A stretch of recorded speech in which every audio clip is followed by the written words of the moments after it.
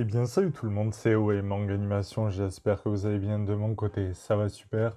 Donc on se retrouve pour les nouveautés de la troisième semaine du mois de mai 2021 et donc on va découvrir ensemble les nouvelles licences. Eh bien cette semaine on va découvrir aux éditions Les Oeillards Noirs un one-shot qui se prénomme Tokyo Blues et donc c'est une série qui a l'air d'être assez sympathique, une tranche de vie humour, et donc de quoi parle-t-il? Eh bien Tokyo Blues c'est le premier recueil d'un mangaka décomplexé, historienne du manga et spécialiste des bandes dessinées d'avant-garde.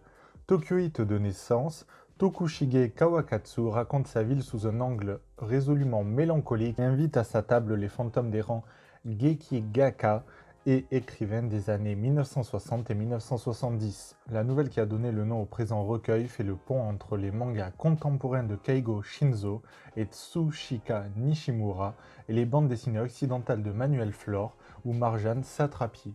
Donc ça a l'air d'être assez sympathique, moi j'aime bien ce genre de petits recueils, c'est pas prise de tête, en plus le format a l'air d'être assez sympa, et vu que c'est un recueil qui est mélange un petit peu BD et manga, culture japonaise et occidentale, je pense que ça peut être assez intéressant. Après ça, on a l'une des plus grosses sorties de la semaine, Elfen Light.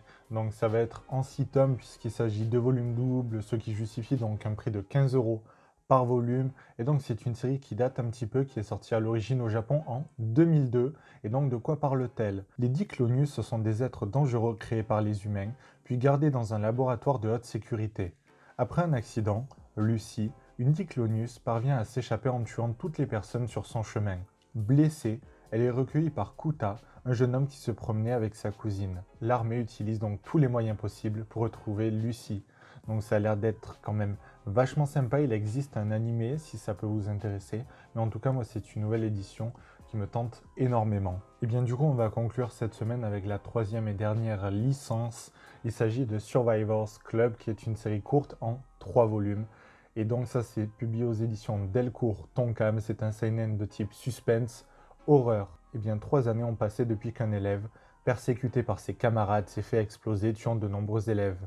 Takumi Shindo et 6 autres survivants se réunissent pour découvrir qui a fourni la bombe. Au même moment, une jeune fille brimée fait son apparition dans une classe d'un lycée privé, le corps recouvert de bombes, en disant « Ceci est un procès pour harcèlement moral, vous allez tous mourir avec moi ». Donc je trouve le synopsis, il nous met parfaitement dans l'ambiance assez sombre du manga. Franchement, moi c'est une série également qui m'intéresse.